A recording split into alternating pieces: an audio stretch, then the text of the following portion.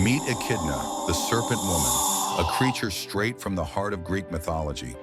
Known as the mother of monsters, her story is filled with mystery, terror, and an intriguing legacy. But who was she really, and what made her so feared in the ancient world? Echidna's origins are as enigmatic as the creatures she birthed. Some say she was the daughter of the sea goddess Ceto, and the primordial being Phorcys.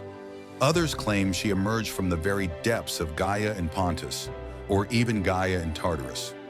One thing's for sure, wherever she came from, Echidna was no ordinary being.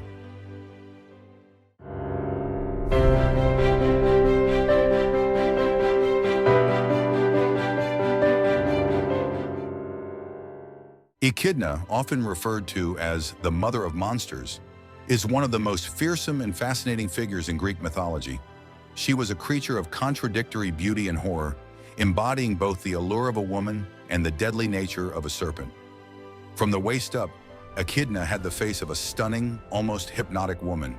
Her eyes glowed with a predatory charm, capable of drawing in anyone who came too close. But from the waist down, her form became a grotesque and terrifying sight. Her lower body was that of a massive serpent with long, sinuous coils covered in shimmering, deadly scales. This combination of human-like beauty and monstrous reptilian features made her a creature of contradictions, a seductive, dangerous being whose very presence could send a shiver down anyone's spine. Echidna's home was as dark and mysterious as her nature. She lived deep within the earth, in a cave hidden far from the reach of both gods and mortals. This secluded lair, lost to the world, was a place where she could remain undisturbed, plotting her sinister plans in the shadows. She was immortal, and her time on Earth seemed endless, giving her the opportunity to create and give birth to some of the most terrifying monsters in existence. Her partner in this dark work was none other than Typhon, the father of all monsters. Typhon was an entity so powerful and destructive that even the gods of Olympus feared him. Together, Echidna and Typhon formed a monstrous duo that became the very embodiment of chaos and destruction. Their union produced some of the most notorious creatures in Greek mythology, each one more deadly than the last. Among their children were the terrifying Hydra, a multi-headed serpent whose heads regrew when severed, the three-headed Cerberus, the guardian of the underworld, the nearly indestructible Nemean Lion, and the fire-breathing Chimera. Each of these monsters went on to challenge some of the greatest heroes of Greek myth, including Heracles, Perseus, and Theseus. These creatures were not just obstacles. They were symbols of the raw, chaotic forces that threatened the order of the world. Although Typhon was ultimately defeated by Zeus, the king of the gods, Echidna's influence lived on through her monstrous offspring. They continued to haunt the world, testing the strength, wit, and courage of anyone who dared face them. The defeat of Typhon did little to stop Echidna's legacy.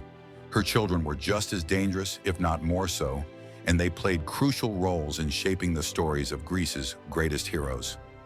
But Echidna herself was not just a passive figure in this dark lineage. She was a terrifying creature in her own right. While her monstrous children terrorized the world, Echidna herself remained a predator, luring victims into her deep hidden cave where she would feast upon them. Her ability to trap and devour was as much a part of her nature as her monstrous offspring. With her deadly gaze and her serpentine power, she would drag anyone foolish enough to venture too close into her lair, where their fate would be sealed in the darkness. Echidna's reputation was built not only on the ferocity of her offspring, but on her own relentless and terrifying nature. She was a symbol of primordial fear, embodying the dangers lurking in the deep, dark places of the earth, beyond the reach of the gods. As the mother of creatures like the Hydra, Cerberus, and Chimera, she was seen as a figure of unstoppable chaos, a reminder of the wild forces that can never truly be tamed. Her legacy lived on, inspiring fear and awe long after her time.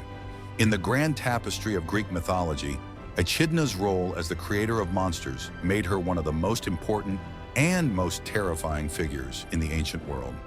Her place in myth, intertwined with Typhon's, ensured that her name would be remembered forever, and her monstrous offspring would continue to challenge heroes for generations to come. So what do you think? Was Echidna just a monster or something more?